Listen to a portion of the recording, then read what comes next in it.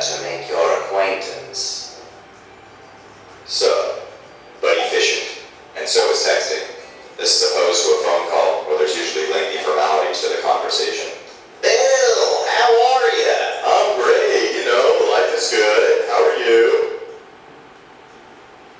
So technologically speaking, have you considered that we talk more with our hands than we do with our mouths? With all the messages that we send through various forms of communication, whether we're texting or emailing or scrolling through social media, we're using our hands.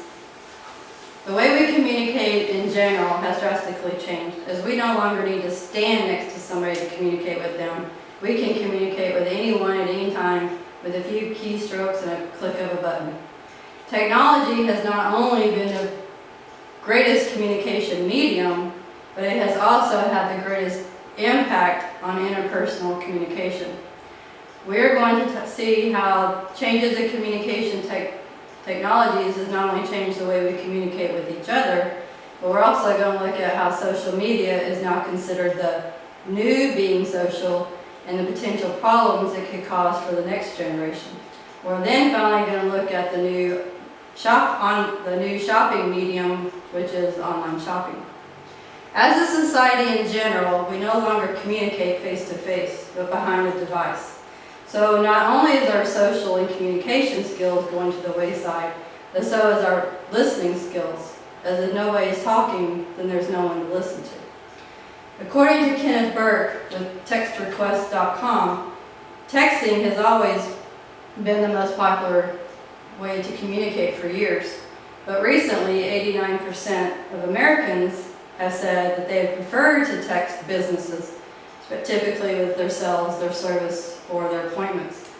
But on the other hand, according to the American Psychological Association's 2017 Stress in America survey, 43% of Americans can now be classified as constant checkers, while 1/5 of Americans have reported that some sort of technology use has been a significant stress for them.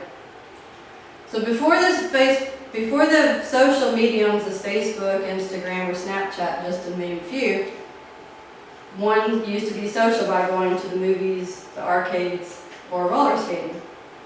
But social networking is a wonderful thing because we can keep in constant contact with our friends or family near or far by sharing photos, exchanging ideas. There was a report on MSNBC in 2011 that suggested that the signs of depression, low self-esteem, and internet addiction among young people and teens are going to be on the rise, especially those who are prone to the already aforementioned. In the same report, they said social networking would be nothing but a big popularity contest and would make some kids who feel worse than they already made because they feeling they don't measure up with having all the friends and or likes. So we may appear to be choosing to use these forms of technology, but we're actually being dragged into it for a short-term reward. For every ping, there's a social, sexual, or professional opportunity, and we get a mini reward with a squirt of dopamine for every time we answer the bell.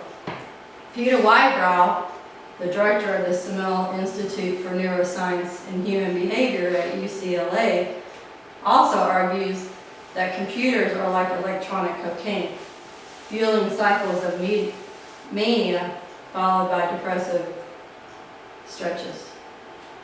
My third and final way we are losing our face-to-face verbal communication is we're not only using the smart technological tools for texting or scrolling through social media apps, but we're also using it to shop online.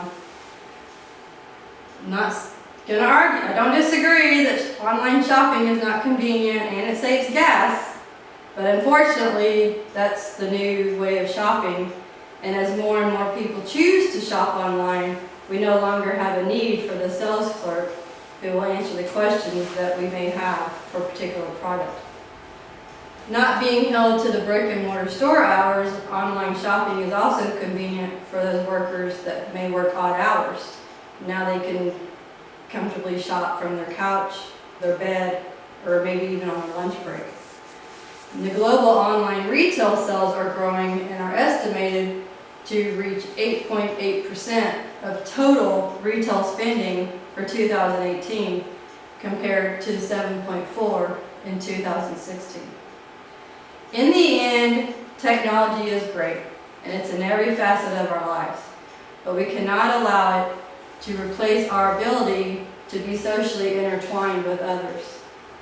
We need to force ourselves to remember to get up, get out, and remember how to be social away from the smartphones, the computers, the iPads. As humans, we still need that face-to-face interpersonal communication, which is slowly becoming a lost art. To summarize, we have looked at a few ways that we now communicate with others through texting or instant messaging, and how we're slowly losing our social skills as more and more people are living with their heads down, either texting or looking at a screen. So the act of going out and being social has been taken over by social network and or shopping online. And I'd like to read a quote for Dalai Lama. I think technology really increased human ability, but technology cannot produce compassion.